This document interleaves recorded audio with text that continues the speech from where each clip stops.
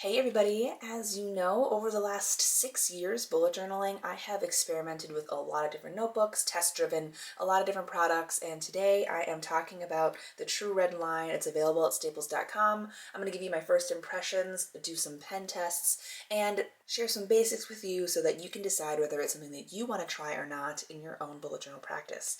Okay, I am resisting saying, let's just dive into it, or let's get into it. Oh my god, if I hear another YouTuber say that. Okay, so the first notebook is the Starter Journal. I thought this was interesting because it has a couple of features on it, but it's for people who want to take notes and have action items attached to it. But you can see that it's narrow ruled, which will be interesting for me. 96 sheets, 192 pages. It is 8 by 10, so almost a letter size. And you can see the binding is about a half to 3/4 of an inch. There's a pen loop on the outside.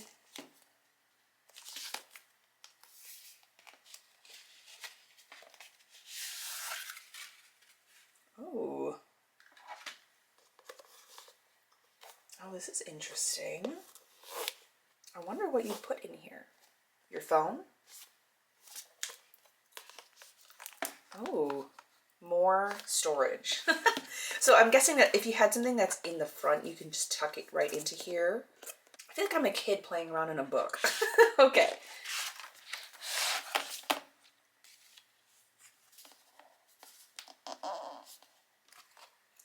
Okay. Pocket in the front. Oh, the paper feels smooth. Okay, so these are regular, like, dated notebook entries. There's numbered pages at the bottom.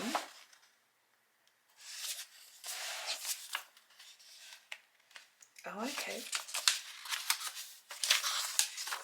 Here is where they have this neat, like, perforated page where you can fold it over and rip it out. I can see now that I think they're talking about morning, afternoon, and evening. So 9 a.m., 12 p.m., 5 p.m., which is, okay, a subtle way for you to break it out by either task or by time of day.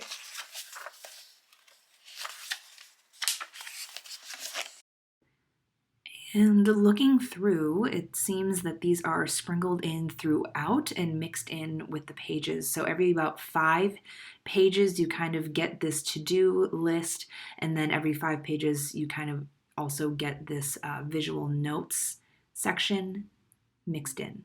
So if you don't need everything to be consistent and you kind of like that every so often, like you hit some of these different functions,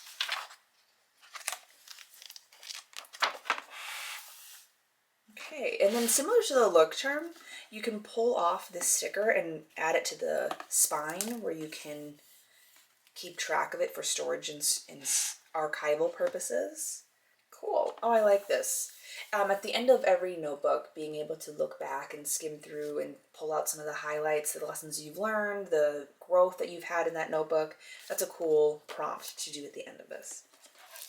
All right, so we gotta do a pen test.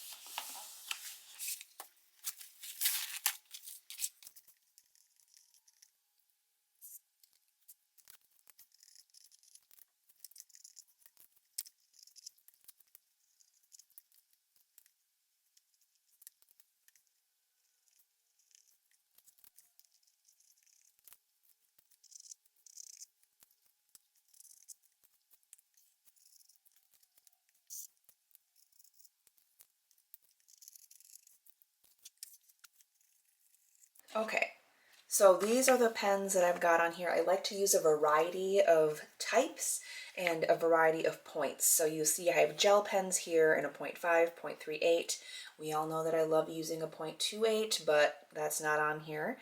We have some felt tips, so the Flair, the lip pen felt tip. I've got a 0.7 here, and then some, of course, bigger markers like Crayola mild liner. And I used a fountain pen here. Let's see how it did. So the paper is about a 90 GSM, which is the same about a Rhodia, I think. But the paper is uncoated. On the back, you can see that the uni pen, which we use for the cloth and paper transparent sticky notes, so this makes sense that it kind of bleeds through a little bit here. The Sharpie, of course, I just wanted to see what that would look like. Acrylograph, you can see the shadowing. In the Crayola, you can see a little bit of the shadowing. Pentel, you can see the shadowing, but the gel pens are largely fine. I think the Ink Joy with the 0.7, it's a little juicier and you can see a little bit more of the shadowing there, but otherwise everything else doesn't really show through. I'm sure if you did a lot of highlighting and heavy markering, this would kind of show some shadows, but other than that, it doesn't really do that. Okay, so that's that one. I should probably use some of these pens on there. So they sent me these rollerball pens, and these are like what I would define as like business level, because they do have some cool features like, you know, business safe, ink level, and it just looks like one of those fancy pens that you use. Ooh, look at that. Okay, so the pen is a wide barrel, super soft grip. It's kind of like a soft rubbery feeling, but you can see that the tip has the, or not, camera. Okay. It's got a cone tip. It's not like a super fine needle tip. And then they also sent me these quick dry gel retractable pens. So let's pull these out and see how they write. They're a 0.7. Supposedly dries fast, and the colors all match the barrel. So it looks like these are some bright colors. Okay. Let me just try to get this apart.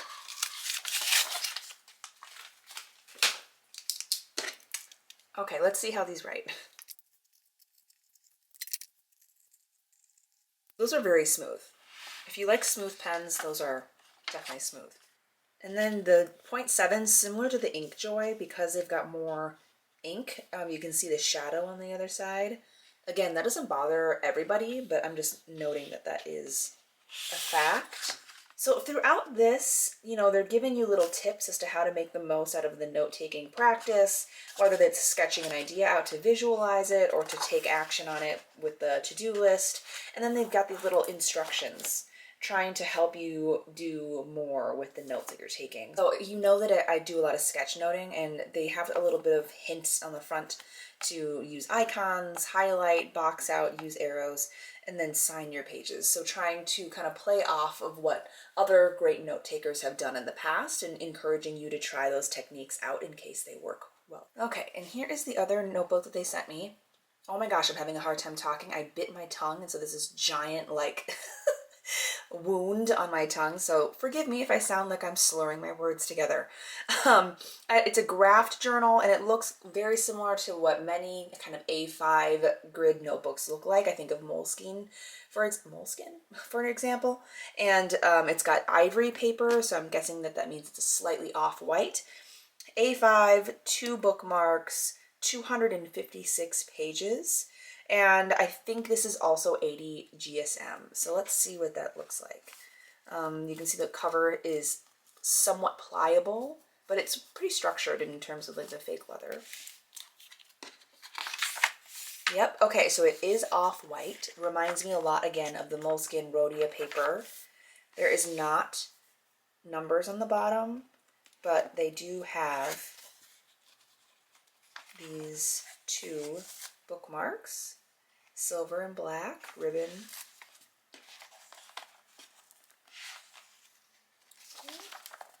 And I think with some training, you can get it to be open flat with some training.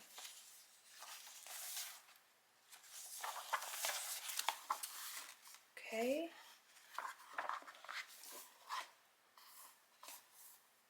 So this is a little pocket for like a business card, but other than that, I don't see a pocket for other pieces.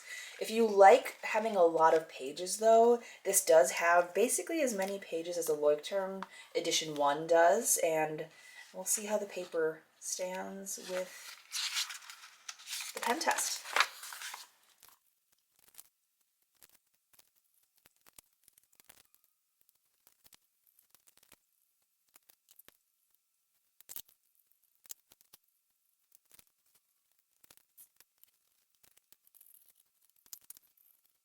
Okay, so here again we've got the pens.